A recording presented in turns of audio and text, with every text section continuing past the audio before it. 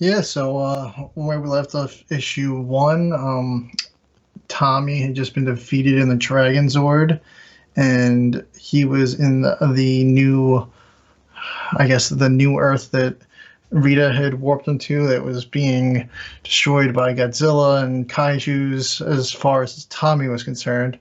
And the Power Rangers saw Tommy defeated, so they summoned their Megazords.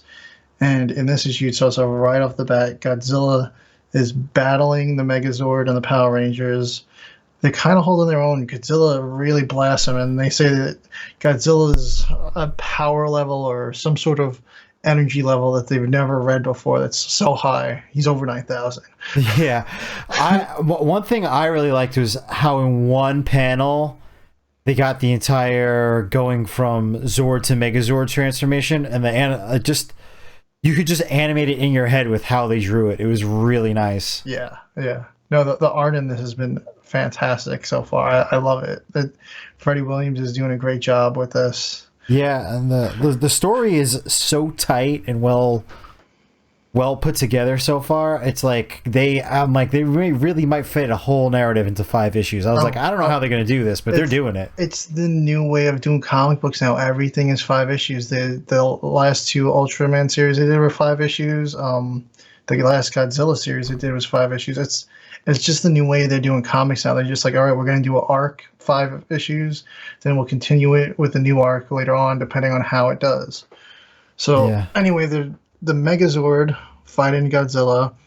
Godzilla seems to have the upper hand the whole fight, but then the Power Rangers summon the Megazord sword, and they stab Godzilla in the chest, in the heart.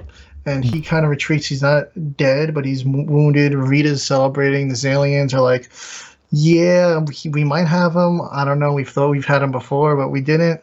So now the Power Rangers walk around town. They run into some survivors they see crawling through the rubble.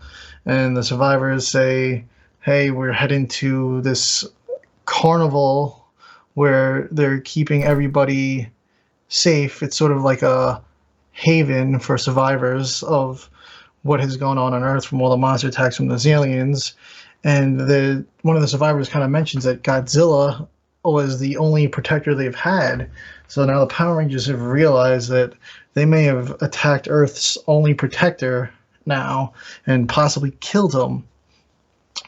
Yeah, the fight scene was really good. And one thing I wanted to mention is while they were stabbing him with the, I believe it's the Power Sword, he's hitting him with the Atomic Breath.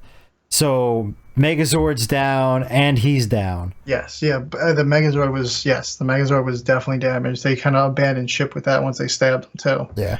One thing to note though is that the Megazord does have self-repairing technology. Yep. So it's not out of the count. Yeah.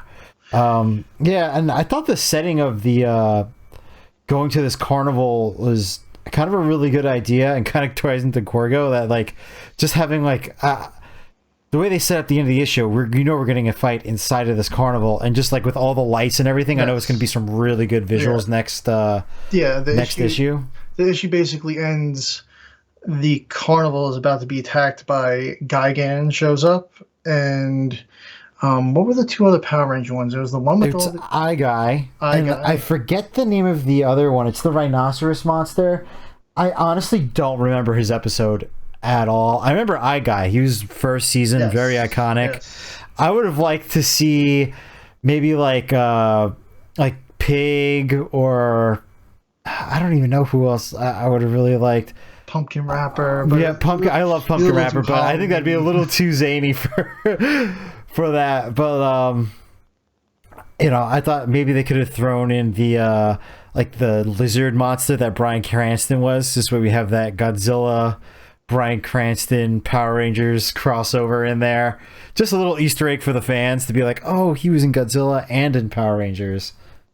He's also in the new live action movie, but that's just a double crossover. But just the ending panel, which I'm probably not going to put in here because buy the comic book. I want you guys to buy the comic book. Yes. The art is amazing and the story is great. It's just super epic. Yeah, everything about these first 2 issues has been just epic. The covers, the art, all of it's been amazing. I mean, I'm loving it. I can't wait for the 3rd issue. I mean, this is one of those series that, like, I was like, oh, you know what? Maybe I'll wait for all 5 to come out, then I'll get the collector's set. But you can't get the complete volume until October, I believe. It's going to compile all 5 books. So get them now. They're going to get it spoiled for you if you don't read it. So go get it now. Yeah, I'm really happy that IDW and Boom Studios are doing this. Yeah. Yeah. Yeah, I think that's our thoughts on Godzilla vs. Mighty Morphin Power Rangers. Next issue's coming out sometime in June. So, well, no, it's May. It's May now, so it's coming out now. That was April's issue. Oh my god, this is coming out. All these issues are coming out like one after the other. Yeah, I believe it's like the 20 something. I think comics are usually on Wednesdays, I believe. Oh, okay. So I believe it's probably like that would probably be the 24th. It's the 25th or the 24th. I believe. Yeah, no, it's the 25th because the 20th is a Saturday. Yeah. So yeah, just a couple weeks away. Wow.